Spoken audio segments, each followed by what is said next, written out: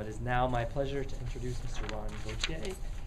He's the library branch manager in Georgia and once served as an adult literacy instructor for the Louisiana prison system. He co-authored Killing Time, a nonfiction book about John Thomas, a man wrongfully convicted of murder and sentenced to death in Louisiana. Killing Time won the Innocence Project Media Award, the Indie Award for Best Fiction, and was selected by the Chicago Sun-Times as one of the best books of 2010. So, Mr. Gauthier. Thank you, good morning, and I'm delighted to be here. It's a pleasure for me to introduce to you our next guest. Consider this as a morning with Mr. William Barnwell. I'll read to you his very, very distinguished background. He is a semi-retired Episcopal clergyman and has written extensively about his community ministries, especially in the area of race and racism. One of his books, In Richard's World, The Battle of Charleston, 1966, was recently republished by the University of South Carolina Press as part of their Southern Classic series. He is speaking today about his book in prison ministry and reform called To Heal the Brokenhearted, Stories from Kairos Prison Ministry International. The book is set mostly in Louisiana State Prison, Angola, with the stories coming from inmates, former inmates, and volunteers who work with the National Kairos Prison Ministry Program. The University Press of Mississippi published the book last April. Mr. Barnwell lives in New Orleans with Corinne Barnwell, who transcribed many of the stories he recorded. William and Corinne have 3 children and 6 grandchildren. I read the book and it is an absolute masterpiece. So let me introduce to you Mr. Barnwell. Well, thank you so much. And we're a small group, but a very important group. And it's my privilege to be with you. I need to start and point out what you probably already know. Louisiana incarcerates more men and women than any state in the nation, any nation in the world. And over 75% of the incarcerated are African American. In our state, that's 32% black.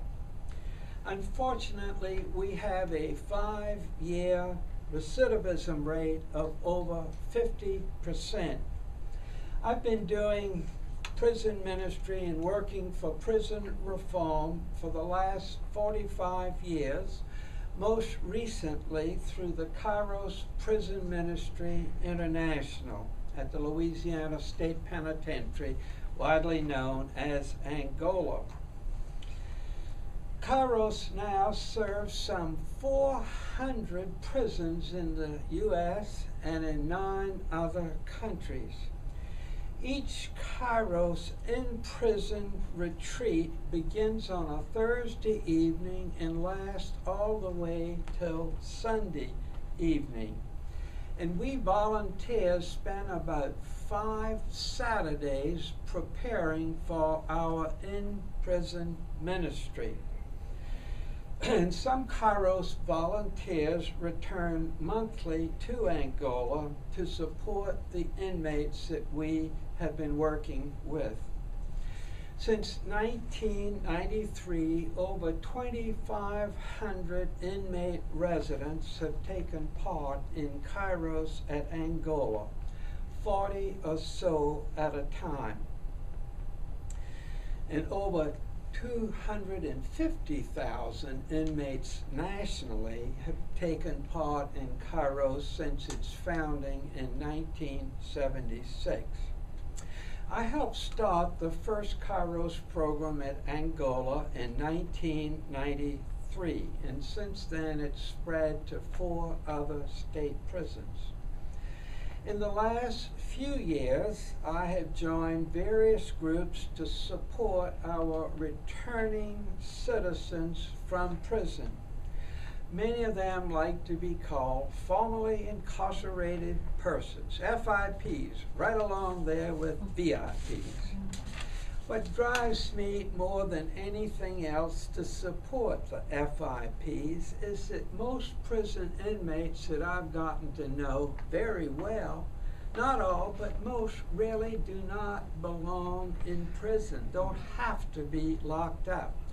If they were free and given the right kind of reentry support with jobs, they could become productive citizens. And I've seen that over and over again from men and women who were released.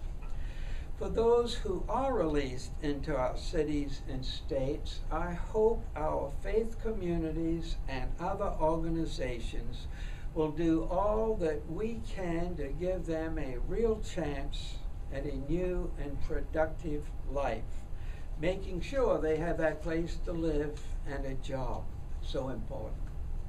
This new book of mine, called To Heal the Brokenhearted, Stories from Kairos Prison Ministry International, is set primarily at Angola, but I also include stories from our women's prison at St. Gabriel's, where our Episcopal deacon, Cindy Obier, has had a long and loving ministry, especially to one of the 2 women on death row at St. Gabriel's. Come in, come in. It's never too late. Awesome. It's tardy. It's okay. It's all right. Welcome. Welcome. Thank you. I've just been introducing my book a little bit, but I like to say that it's from the stories like those in my book that I hope to convince readers, especially policymakers, that many men and women do not belong in prison. And that's so important in our state, as I mentioned here earlier, where we incarcerate more people per capita than anywhere in the world. Even those who may have done the worst can and do change over the 10 years, 20 years, 30 years or more that they've been in prison. And I try to show through the stories, both from the inmates and the volunteers, how people do change. In the growing effort for national reform of our massive incarceration system, what is largely missing, I think, are the convincing stories that both committed prison volunteers and inmates tell. So that's what my book is most about, stories. I always love to quote the great short story writer Flannery O'Connor, who said, and I believe, a people is known mainly not by its statements nor its statistics, but by the stories it tells. Come on in. In fact, I think the most important thing about any one of us is our personal story. Certainly, we need statistics, like in Louisiana, 1 in every 81 white men is incarcerated, and 1 in every 14 African American men is incarcerated. And we incarcerate 2.2 million people in our nation, the most in the world, and we spend $80 billion a year on incarceration. And certainly we need the statements that show just how massive reforms need to take place. Michelle Alexander's book, some of you probably know, The New Jim Crow, Massive Incarceration in an Age of Color Blindness. So important a book that makes that statement about how we need to change the system. And I also highly recommend Byron Stevenson's top-notch, recently published book, Just Mercy. So, what I try to pass on are the stories. We need the stories. And as I say, my book is full of stories. And I like to emphasize that the stories are not just about the inmates, but about us volunteers. We too find healing for our broken hearts, and that comes out through the stories. Several of the stories are right here from Baton Rouge, including 2 Episcopal deacons, both of whom promised me they would be here today. One is Charles de Gravel. He's an Episcopal deacon, and he has a important though sad story in this book about a man he ministered to on death row who was eventually executed. I'm careful to include stories of the victims of crime. Many, if not all, of the victims of crime are in prison themselves. I said that wrong. Many, if not most, of the victims of crime are in prison themselves. And many of the women, especially women, were treated violently in their growing up years. And I should say that most victims now like to be called survivors. Who wants to be known as a victim forever and ever? The story I want to begin with today is one of the saddest, but I also think one of the loveliest stories in my book. It comes from Parker Sternberg, a strong member of Trinity Episcopal Church in New Orleans, my home church. She tells some of her story at length in this book. Jarvis DeBerry, who is the lead columnist for the Times-Picayune in New Orleans, heard Parker tell some of her story at a large re-entry conference that I helped set up at Dillard University in New Orleans. We called the conference Welcome Home Sunday. In our ongoing effort, we are trying to change the culture. Inmates who paid their price, paid more than the price, the culture they return to, from one of shame to one of welcome. So this is what Jarvis wrote about Parker's story in the Times-Picayune. The most moving testimonial on Welcome Home Sunday was offered by Parker Sternberg, whose 3-year-old died in a hot van as his nanny, a gambling addict, played video poker in a casino outside of New Orleans. I knew I had to go and forgive her, Sternberg told a full auditorium at Dillard. And to demonstrate her heart of forgiveness, she lobbied to be able to share communion with the woman responsible for the death of her child. This person, Terry was her name, was incarcerated at the state's women's prison known as St. Gabriel's.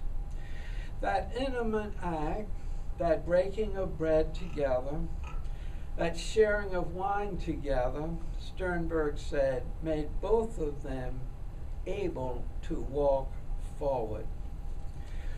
In my many conversations with survivors of violent crime, I have found that being able to forgive the perpetrator often, not always, but often brings healing to the survivors as well.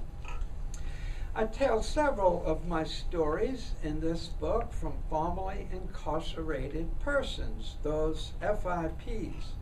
And one is from Chico Yancey, and he's well known around the state. In his eloquent way, Chico tells how a small church here in Baton Rouge, a storefront church, supported him while he was still in prison, and he spent 20 years in prison. His church is appropriately called Grace and Compassion Church. Chico's church shows how all faith communities and other organizations can support incarcerated persons before they leave prison and when they return to society. I'll have to skip his story now, but it's in this book, and I think it's important to listen to people like Chico, who's been there and is now welcoming people back into society and keeping many people out of prison. And he uses, as he teaches and he listens, the Kairos slogan, listen, listen, love, love. Now here's a program about racial reconciliation in prison. Those of us who are part of Kairos and probably other prison volunteer programs in prisons are always amazed at how well inmates seem to get along across color lines in prison, better than most of us on the outside. Now I know very well that some have the impulse to kill each other when they first arrive in prison. But then as the time passed, things changed. Formerly incarcerated person, FIP, Ashanti Witherspoon, spent 29 years in prison. He is now much beloved all around Louisiana for his prison ministry and is one of the key leaders now in Kairos, helping others stay out of prison. Ashanti, who is African American, had not brought up our long conversation, which is in this book. So I asked him, am I right, Ashanti, that people in prison seem to get over racial hang-ups better than we do on the outside? His answer, Kairos helps tremendously. At the first Kairos I went through, an inmate was there who worked in the prison law library with me. He was a card-carrying member of the Ku Klux Klan, had a rebel flag on his desk. When we were in Kairos together one night, however, he came out of his group crying. He went back into the prison law library where I worked with him, took the rebel flag down, threw it in the garbage, took his KK card and set it on fire. All the Nazi newspapers he used to proudly display on his desk, he tore them up, threw all that Satan stuff away. He walked around, this man walked around to all the black guys who worked up there in the prison library saying, I'm sorry, I love you, I'm sorry, I love you.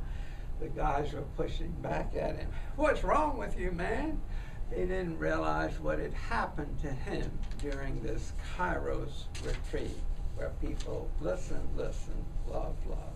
Ashanti goes on. Eventually, this white guy got out of prison. He was serving a life sentence, and he got his time commuted to 60 years. Later, he was paroled. He then went to Georgia and has a small construction company, and the people he hires are ex-offenders, both black and white. As an extension of my Kairos prison ministry for the last 4 years, I visited my friend Terrence Carter on death row at Angola. Visited him most months as his spiritual advisor. In my book, I call him Tyrone. I, of course, didn't want to call undue attention to him, but I do have a lot of his story in my book. Over the 7 years of his incarceration, Terrence changed from a person society wanted to throw away, kill, to a person who became deeply spiritual. He spent many hours reading the Bible, praying for his family, friends, and for those he hurt over the years. He wrote me many letters and always began, an incredible God deserves incredible praise. Once he told me that before he was incarcerated, he believed that even God could not deliver him from his sadness. I was imprisoned in my mind, not a real prison. I was eaten up with cancers of guilt, shame, and many regrets. I was a miserable soul then, but I feel different now, even here on death row, where I might add, he was treated in a very humane way. With his own commitment to change and with the supportive environment on the row, Terrence was doing about as well as a person could do on death row. And that much is in my book in chapter 8. I call him Tyrone.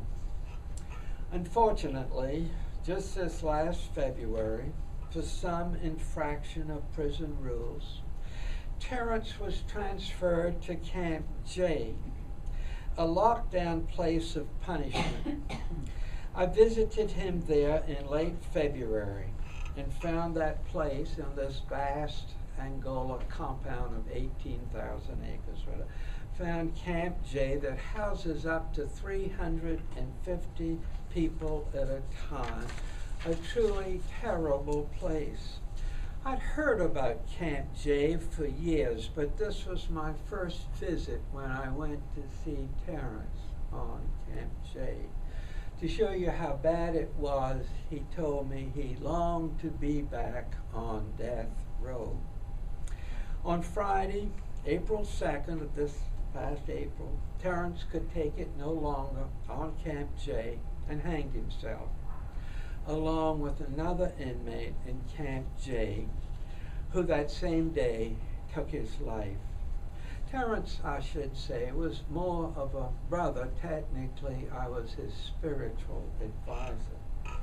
Well, I was with Terrence's family 2 weeks later in Natchitoches during his homegoing. His extended family and friends turned out to give support to his immediate family with cherished memories of Terrence. I was able to say that even though he took his life, Terrence was redeemed. His ongoing praise for the incredible God, I was able to say, will not die, but will live on in the soul of a good man who once, full of drugs, did a terrible thing. I want to acknowledge just how terrible that thing was, but it was the only thing. Well, anyway, I wrote about Terrence and what I call the unconstitutional cruelty on Camp J as an op-ed for the New Orleans Times-Picayune. This was published on April 8th. On April 18th, I received word from the Department of Corrections that I was banned from any further volunteer work at Angola. And I had been doing a lot of volunteer work through Kairos, through seeing people on death row, through our special and prison ministries. But I knew I had to make that statement because I think it's so important that all of us learn about Camp G and what happens at Angola. Most people, even in African American community in New Orleans, and I move around a lot in the black community, don't even know what Camp J is. It's a well-kept secret. But we need to find out what goes on in Camp J and do something about the cruelty there. I should say one last thing about Camp J. As part of Kairos, we meet with the men in different camps on Saturdays, and one Saturday afternoon I met with a group of men who walked the tiers, inmates who walked the tiers on Camp J. And they told me how proud, so many of them told me how proud they were that they had stopped suicides on Camp J. And of course that's a wonderful thing, and they should be proud of that. But it does indicate that Camp J in Angola that we support is a suicide place. I'll stop. Take it away. Go right ahead. I'm all set. Okay. So now what we will do is open the floor to questions. The Q&A session begins now. Please. What are the prisons where Kairos does the ministries in Louisiana? You said The there are four. Kairos at St. Gabriel's, at DCI, and that's where they let me work in DCI. So I work in DCI, And I'm not calling right now the other two, but there are two others where Kairos works. Win is one, and then there's one other. I have that in my book. I got, by the way,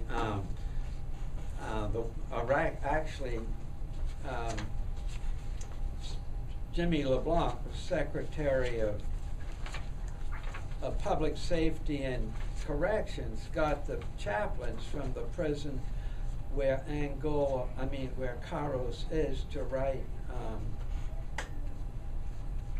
evaluations, and they were all very positive about Kairos. But I'm not calling the fourth thing. Please, anybody?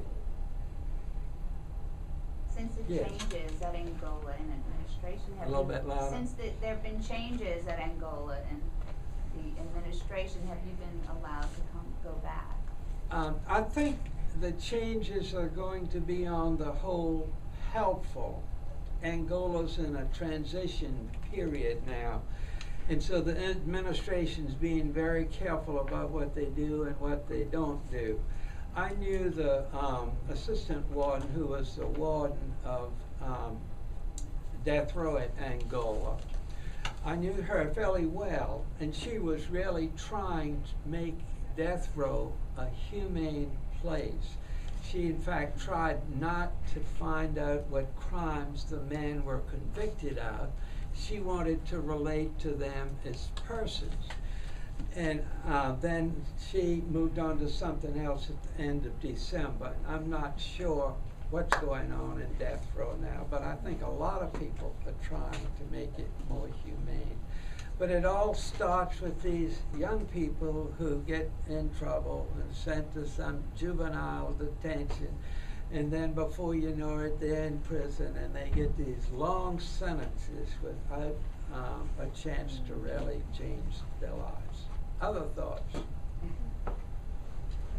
Can I ask you a question? Yes.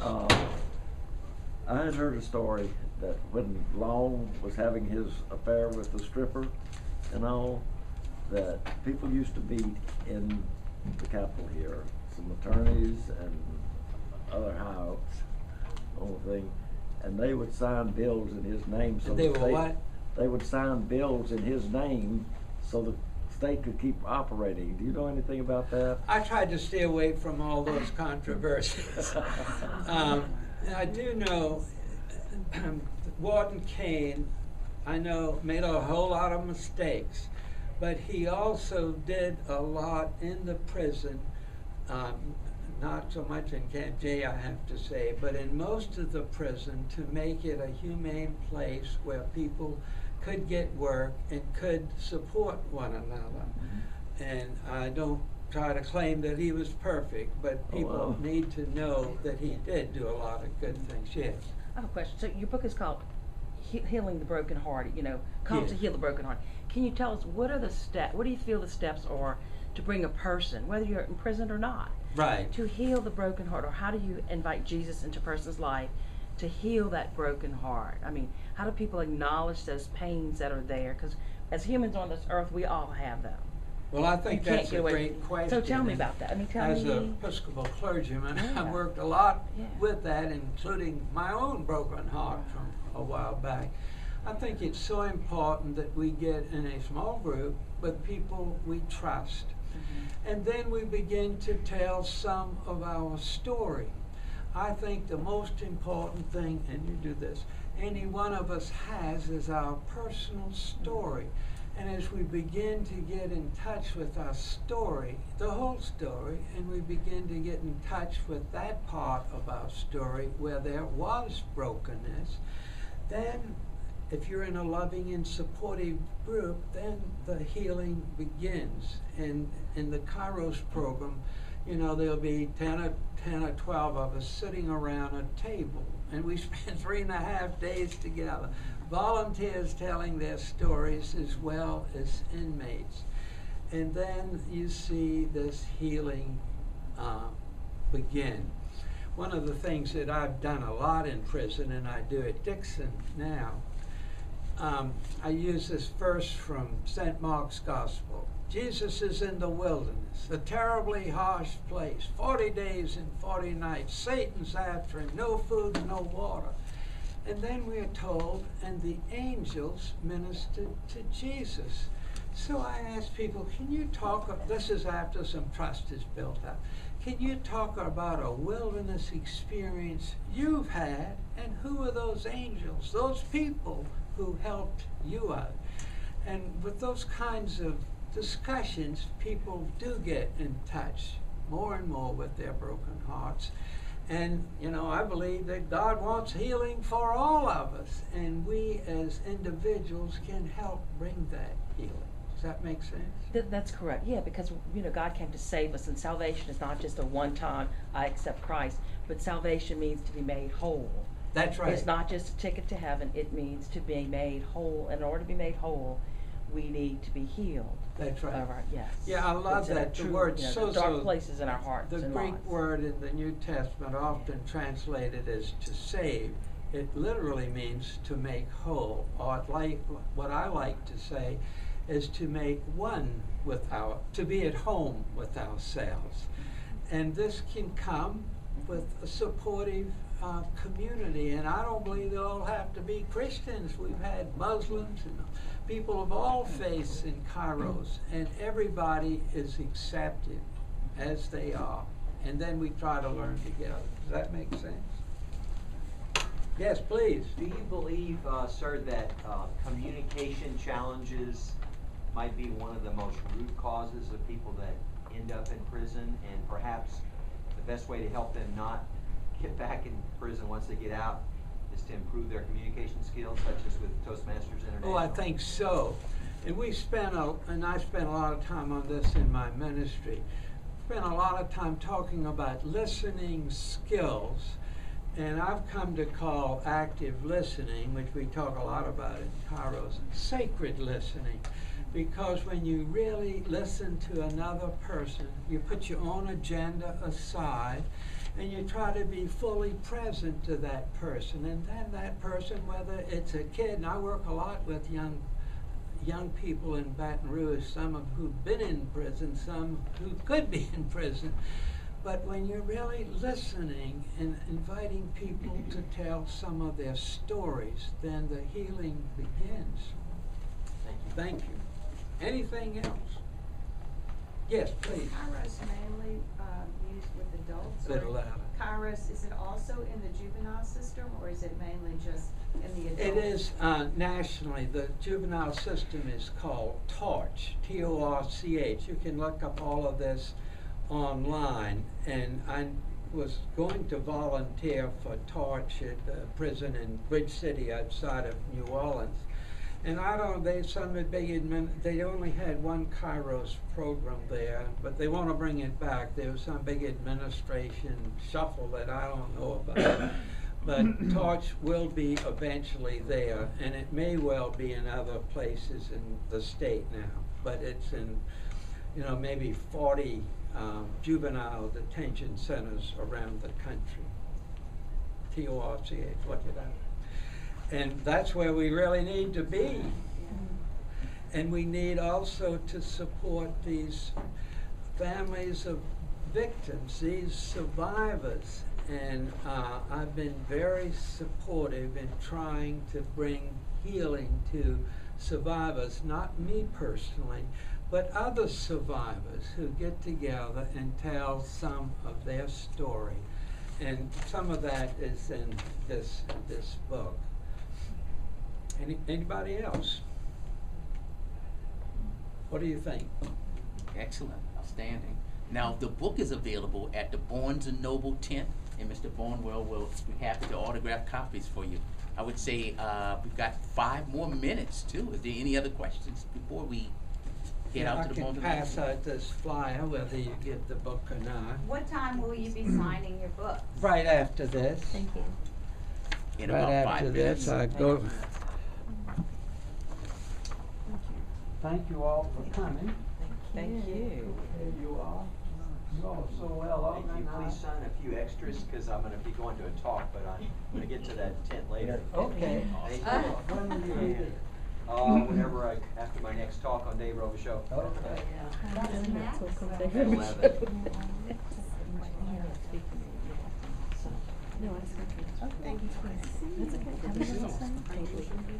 Yes.